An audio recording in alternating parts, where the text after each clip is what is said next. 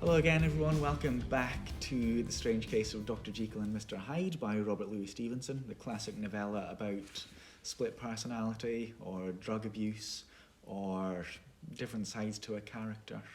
Yeah, let me know what you're thinking in the comments. Let me know how you feel about the book, whether you're enjoying it, what you think's going to happen. Don't forget, of course, you can always go back to the start and catch up and then come back here. Hope you're enjoying it, but do let me know. Also, make sure you've subscribed and followed and thumbs up and all of that. All right, Chapter 5, Incident of the Letter.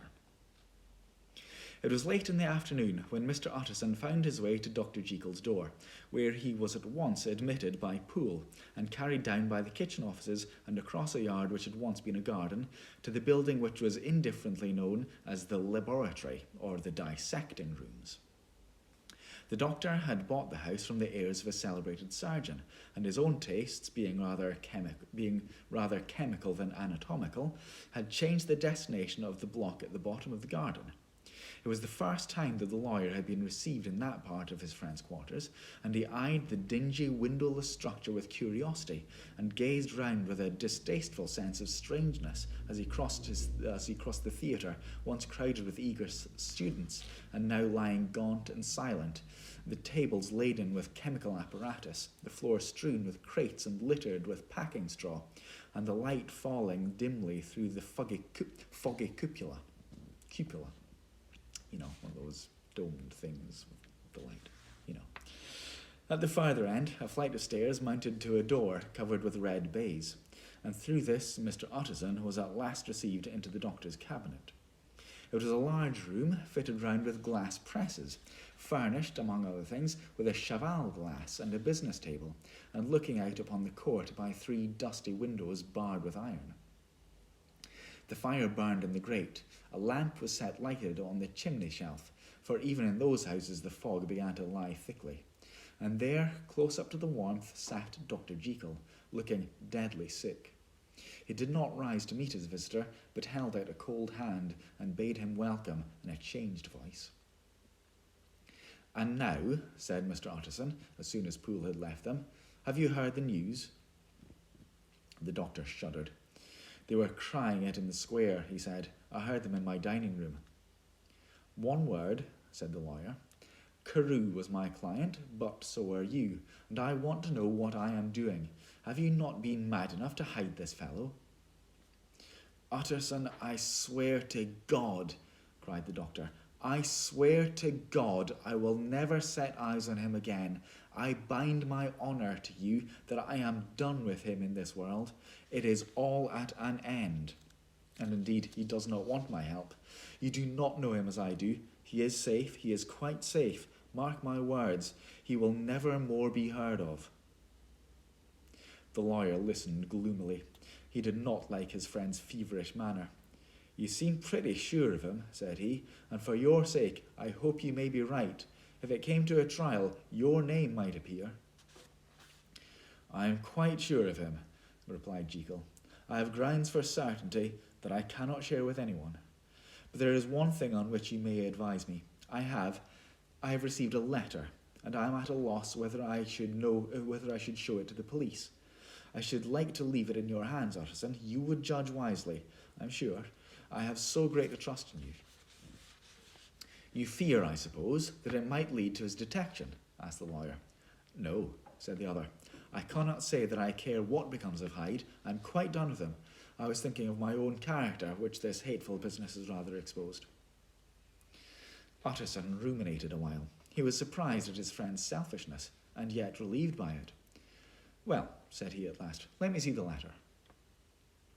The letter was written in an odd, upright hand and signed Edward Hyde, and it signified, briefly enough, that the writer's benefactor, Dr. Jekyll, whom he had long so unworthily repaid for 1,000 generosities, need labour under no alarm for his safety, as he had means of escape on which he placed a sure dependence.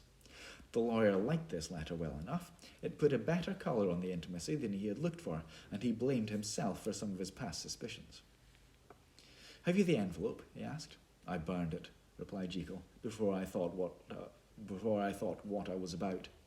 But it bore no postmark. The note was handed in. Shall I keep this and sleep upon it? Asked Utterson. I wish you to judge for me entirely, was the reply. I have lost confidence in myself. Well, I shall consider, returned the lawyer. And now one word more. It was Hyde who dictated the terms in your will about that disappearance? The doctor seemed seized with a qualm of faintness. He shut his mouth tight and nodded. I knew it, said Utterson. He meant to murder you. You have a fine escape. I have had what is far more to the purpose, returned the doctor solemnly. I have had a lesson. Oh God, Utterson, what a lesson I have had. And he covered his face for a moment with his hands. On his way out, the lawyer stopped and had a word or two with Poole.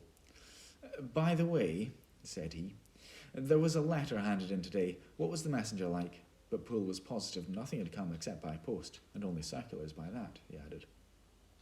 This news sent off the visitor with his fears renewed. Plainly the letter had come by the laboratory door. Possibly, indeed, it had been written in the cabinet, and if that were so, it must be differently judged and handled with the more caution. The newsboys, as he went, were crying themselves hoarse along the footways. Special edition, shocking murder of an MP.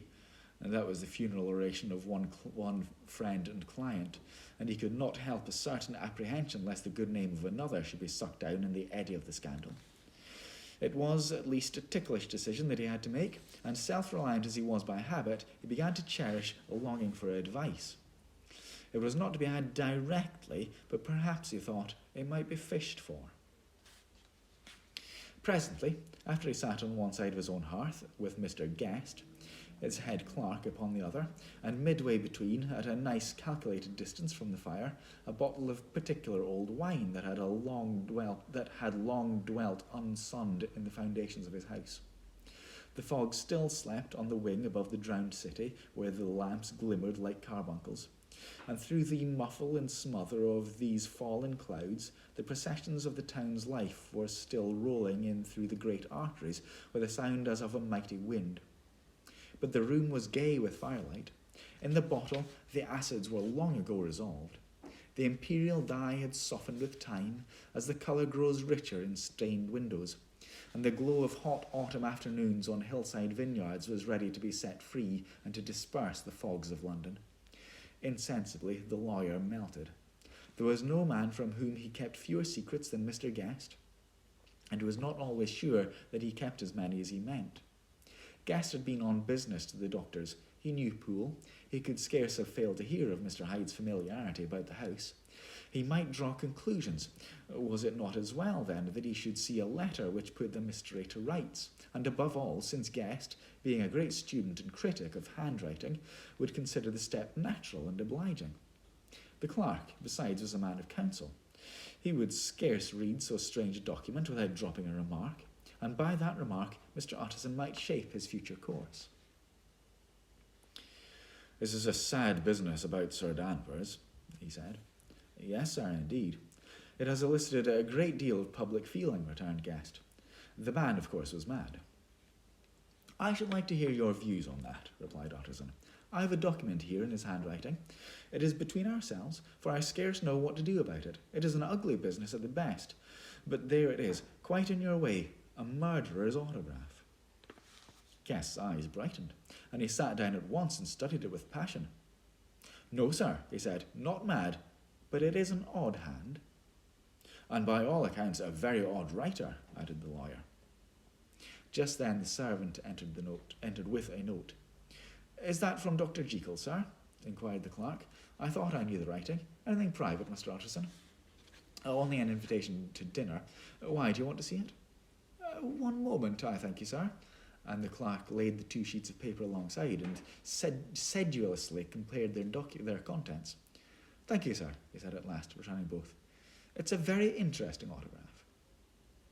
There was a pause, during which Mr. Utterson struggled with himself. Why did you compare them, Guest? He inquired suddenly. Well, sir, returned the clerk, there's a rather singular resemblance. The 2 hands are in many points identical, only differently sloped. Rather quaint, said Utterson. It is, as you say, rather quaint, returned Guest. I wouldn't speak of this note, you know, said the master. No, sir, said the clerk. I understand. But no sooner was Mr. Utterson alone that night than he locked the note into his safe, where it reposed from that time forward.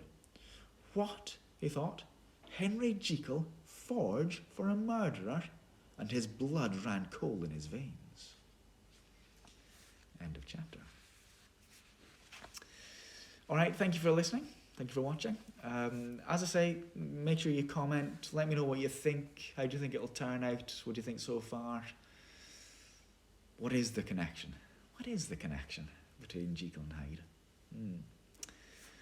Hyde? All right, I shall put the next chapter up probably next week. Chapter 6 is even shorter, I think. Yeah, even shorter than chapter 5.